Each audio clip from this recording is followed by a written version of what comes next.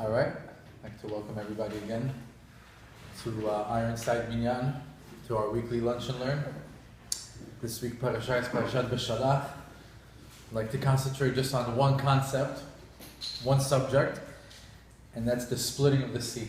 Kriyat Yam Suf. An incredible event that I'm going to take you through three different stories, and you see something very interesting that's connected to this week's weekly Parsha portion. So here we are, after 210 years of slavery, the Jewish people finally are leaving Mitzrayim. They find themselves right in front of an ocean, two enemies, one on the right, one on the left, and Egypt coming right behind them. They say that the splitting of the sea had 5 times more miracles than the 10 Makot. Imagine how wondrous the 10 Makot were. We discussed it last week, all the different things that were going on. What happened in the Yetziat Mitzrayim, in the splitting of the sea, was 5 times more miraculous than the Aseret Makot. It says over there in the Aseret Makot, it said Etzba Elohim hi. It was the finger of God when the Egyptians were talking about the Eser Makot. On the Yam, when they were in front of the sea, what does it say over there? Yad Elohim. It's Hashem's hand. So we learn from that the difference between a finger and a hand is 1 and 5. So this time it's 5 times more miraculous. And as a matter of fact, they also took 5 times more the amount of booty, treasure, gold, riches in the splitting of the sea than they took out of Egypt. So remember, we said they took out of Egypt hundreds of donkeys, each Jew, filled with jewels and gold and coins and all these riches, and they were able to collect way more riches, 5 times more, in the ocean. So imagine what's going on over here. I'll give you some fun facts. These are all midrashim. These are all what Chazal tell us, what the rabbis tell us, happened during the splitting of the sea. So here we are again, thousands, millions of Jewish people standing in front of the ocean. They're waiting for it. They're getting nervous. What's going to happen? Is the enemy going to attack us from the sides? Is Paro going to catch up to us from the back? The sea's in front of us. One person stands up and says, I believe that Hashem is going to save us. I believe that Hashem is going to split the sea. And he jumps in. Who is this person? His name is Nachshon ben Aminadav. He was from the tribe of Yehuda. He was the first one. And when he jumped in, the sea didn't split. He had to keep walking and walking and walking until the water reached his nose.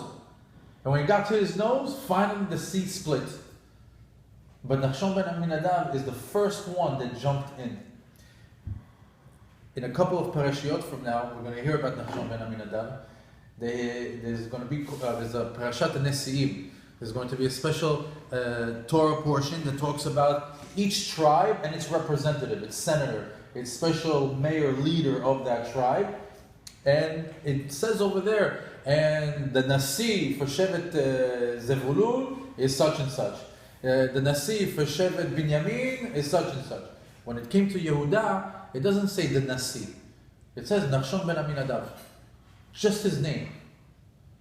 So the question is, how come everybody gets the title and Nachshon ben Aminadav doesn't get a title? It's just his name. And the answer is because Nachshon doesn't need a title. He doesn't need the CEO, COO, PhD, MRD. He doesn't need those little beginning and ends to his name. Nachshon, his name alone was his name. It had enough credit, enough of a good reputation that he didn't need Nasi in front of it. Nachshon ben Aminadav was a man of action. He was the first one to jump in. So that's why the Torah is mentioning him. And similarly, there's a joke all the time when you ask somebody to do something, when there's a job to do, when somebody needs to volunteer, and the first one to jump in, who's going to be the first one to volunteer? The rabbi will say, who's going to be the first Nachshon ben Aminadav? Who's going to be the first Nachshon? Why? Because forever and ever, we all know that Nachshon ben Aminadav is the first one to jump into the ocean. He was the first one. Here's an interesting fact. Yetziat Mitzrayim, the splitting of the sea, was a U-turn. Did you know that? It was a U-turn. If you think about it, okay, the sea splits, they start walking. Where are they going? Are they walking to China? What's the other end of Egypt if you keep walking around? Where are they going? The rabbis tell us it was actually a U-turn. You go around like in a rainbow shape. All they needed to do is to go through the exit route of go into the ocean, and by the time the Egyptians were following after them, they were leaving and the water closed in on them. When I first heard that, I thought that was amazing. Because I also thought it was, they're just walking straight. But it's actually a U-turn. As a matter of fact, as that shape, that rainbow shape, was the splitting of the sea, it was also split into 12 different lanes. It had 12 separate lanes. A lane for each tribe.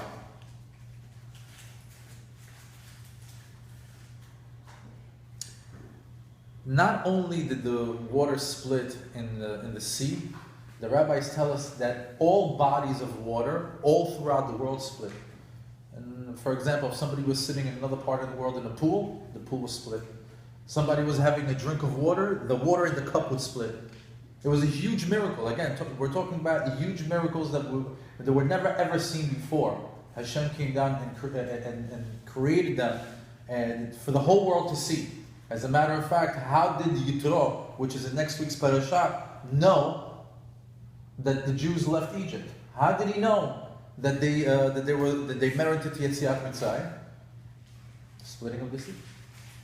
He had a sign of it in his hometown.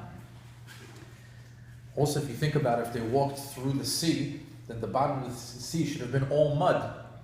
The rabbis tell us it was completely dry. The land was completely dry, and certain areas had frozen water. So you can imagine like this huge amount of water all around you. Land is dry, certain areas are frozen. Tremendous amount of miracles. They even tell us, since there were a lot of kids, elderly, and people that are going through talking about a huge amount of people that are walking through the ocean and then coming out. Naturally, after a while, they'd get thirsty or hungry. The rabbis tell us that there were actually springs of water, of drinkable water, clear water, that they could actually just reach out and drink from it. There were fruit trees that they could actually take fruit and eat from it. Can you imagine all this? Just imagine. This is nothing like the movie. This is nothing like what we saw with Charleston Heston 30, 40, 50 years ago. This is all what our Chazal tell us. The same time of the splitting of the sea, the heavens split open as well. They said that they were able to see Kisei HaKavod, Hashem's holy throne.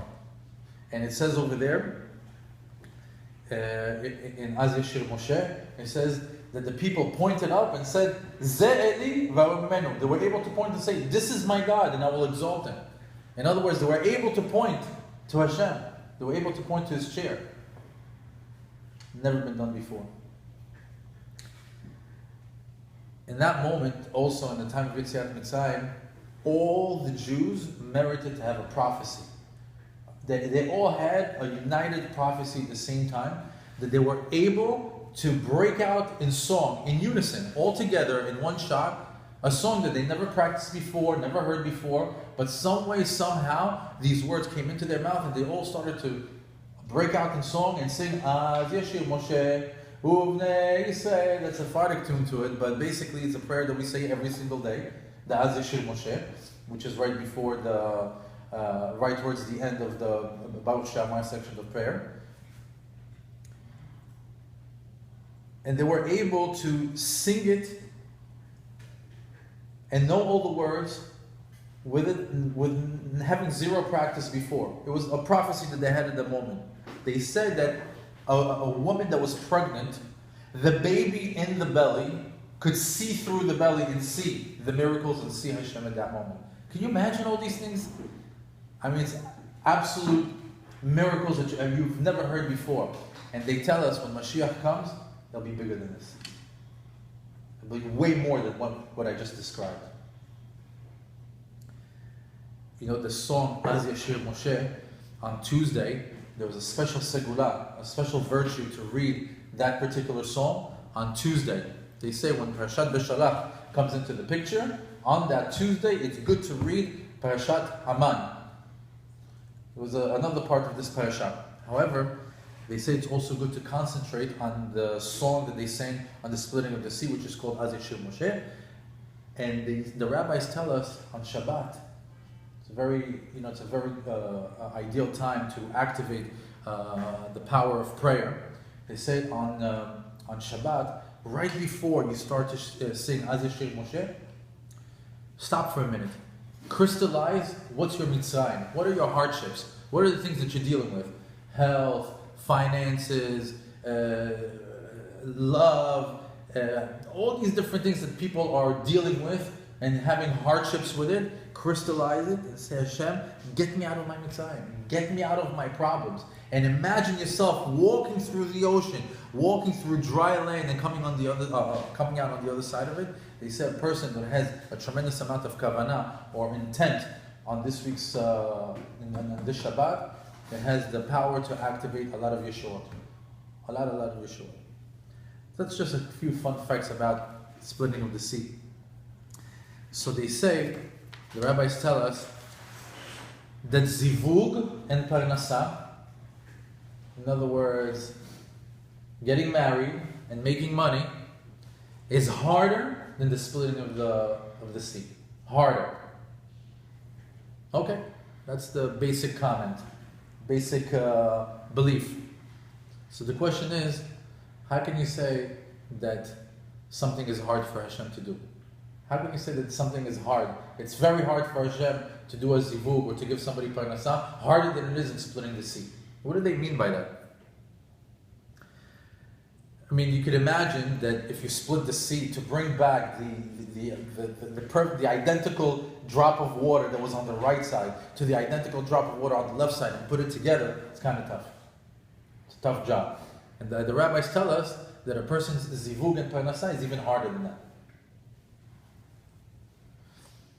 Okay, so what's the deeper meaning of this pasuk? So the deeper meaning, we'll start with the zivug. What are soulmates?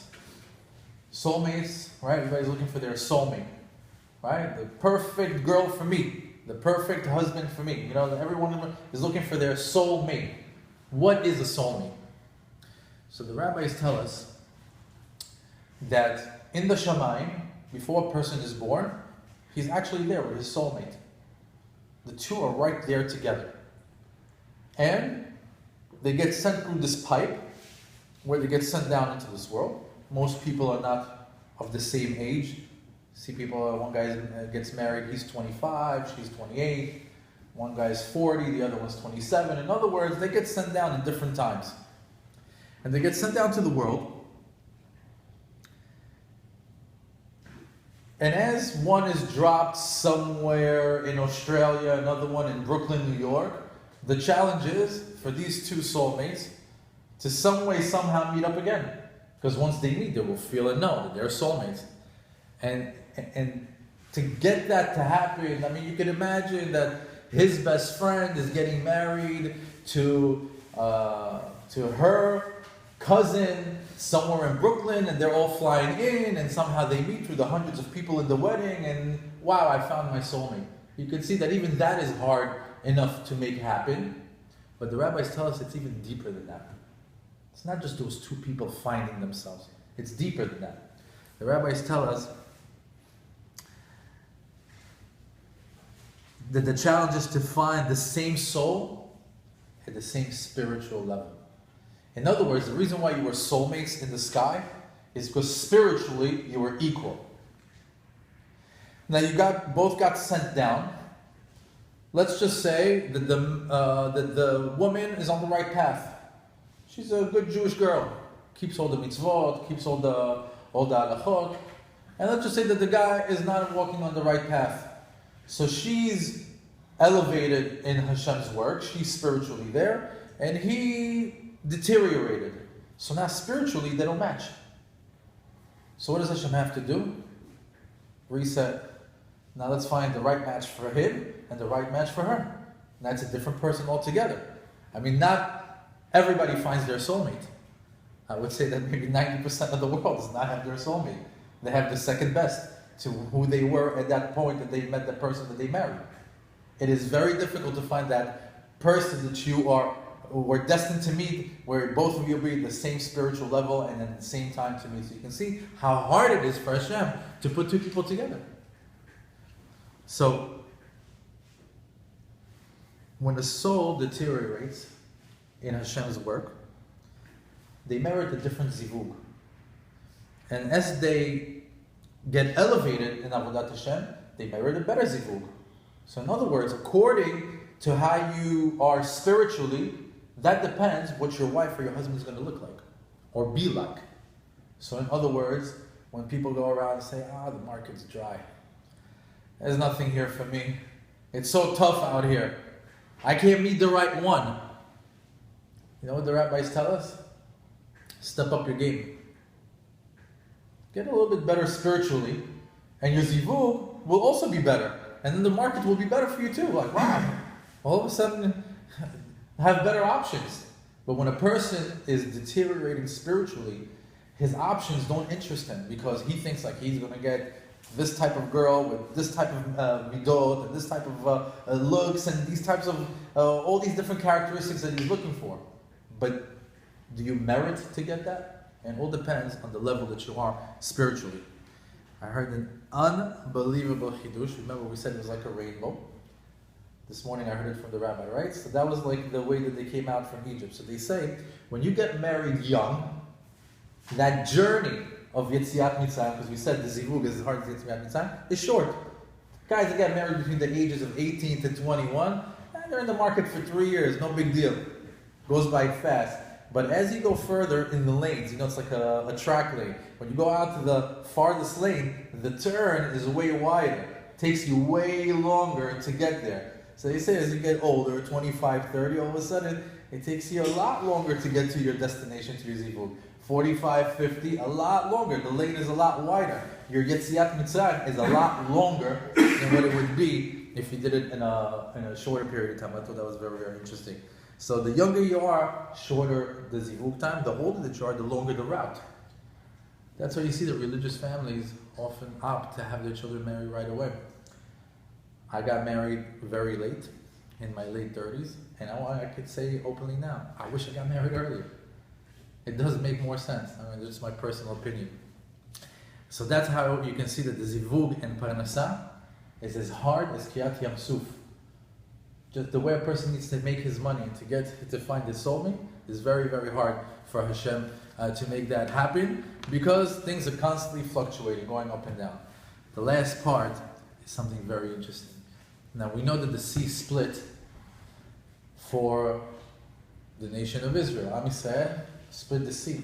But did you know that it parted again? It split for a second time. And you know for who? It says over there, there's a pasuk over there that Paro says, V'amar lebnei Yisrael, and he told to the Jewish people, Nevuchim hem ba'aretz, sagar aleim hamidbar. They are lost in the desert, and the desert is closing in on them. So the question is, who's Paro talking to? The pasuk is saying that he's speaking to the Jewish people. Didn't all the Jewish people leave Egypt? Who's there that he's saying that he's talking to the Jews over there? So the answer is there were two guys over there, and their name was Datan ve'Aviram. Datan ve'Aviram were these two villains, really bad guys, Reshaim. They were troublemakers. I'll give you a little bit about their history so you can get a little bit more of a feel of who they were. They were actually the enforcers that Egypt put on top of the Jewish people. In other words, they took Jews, made them police officers, and they were in charge of making sure that the Jewish people were building the cities and making the bricks, and if not, it was their job to punish them, or their job to do whatever, to enforce Paro's will. When they got out of Mitzrayim, they were the first two to say, hey, what are we doing over here? Let's go back to Egypt. We had it better off over there. We fast forward a little bit more. There was the whole chapter of the man, the heavenly food that came from the heavens. That the rule was you can't collect it the following day, or you can't leave it for the next day. They were the ones that left it for the following day. Fast forward a little bit more, in about 2 parashiyot from now, there's going to be a story where 250 people ganged up on Moshe with Korach, and Datan and Aviram were part of that gang. So these were big troublemakers. Every time they're mentioned in the Torah, they're making trouble. So how is it possible that these guys that are mentioned in the Torah only for their evil doings get to merit their own private Yetziat Mitzrayim, their own private splitting of the Red Sea? How is that possible? I'm going to read you 2 Pesukim, and from this we get the answer. In Hebrew it's Vayavo bnei Yisrael betoch hayam ba'yabasha v'amayim lahem choma miminam u'shmolam. In English that means the children of Israel came within the sea on dry land, and the water was a wall for them on their right and on their left. That's the first pasuk. There's a second pasuk that says ובני ישראל הלכו ביבשה בתוך הים והמים להם חומה מימינם ושמאלם. The children of Israel went on dry land in the midst of the sea. The water was a wall for them on the right and on their left. Identical. 2 Pesukim that are saying the same thing. You just told me that the nation of Israel went through the sea, and then the following Pasuk, and they went through the sea again. From this Pasuk we learn that one was for the nation of Israel, the second was for the Datan and Aviram. But there's a special hint over there. They said that the word Choma in Hebrew means wall. And the word Choma one time was spelled with a Vav, and one time was spelled without a Vav. And if you take the word Choma without a Vav, it's read Chema, anger. So they say it's letting us know that the ocean or the sea was angry on the second time. It didn't really want to split. Because of that. And the rabbis tell us that the sea split for the Datan and Aviram. So, what merit did these guys have, these evildoers, to have the ocean split for them? That even the sea was angry that he split for them, but yet it happened. So the rabbis tell us they had one thing. The time when they were enforcers, they were instructed by the Egyptians that when the Jews don't fill their quota, beat them up. Hit them. And if you don't, we'll hit you. We'll beat you up. And what they do? They took the beating for their fellow Jew. They took the beating. Now, because they took the beating for their brothers, Hashem says, what is the moral over here? The moral is Hashem is saying, you put yourself out there for another Jew, to save another Jew, to help another Jew, to protect another Jew. Hashem says, I will give you your own private Yetziat Mitzrayim. You will merit to have your own splitting of the sea. In other words, regardless of how evil they were and their history of what they did during their time in Mitzrayim and in the desert, Hashem says, but they got one good thing going for them. They stood up for their fellow brothers. They helped them out. They cared. Hashem says, do the same, and I will take your Mitzrayim. What's the Mitzrayim? The hardships that you have in your life, and I will split the sea, and I will give you salvation. We learn from here that Hashem is willing to give you your own private Kriyat Yam Suf, the splitting of the sea in Zivug, in Parnasa, in health, in anything. He will eliminate your Mitzrayim if you're willing to do the same, or if you're willing to stick your head out for another fellow Jew. So Be'ezat Hashem, that we should all merit to our own personal Yetziat Mitzrayim. Shabbat Shalom.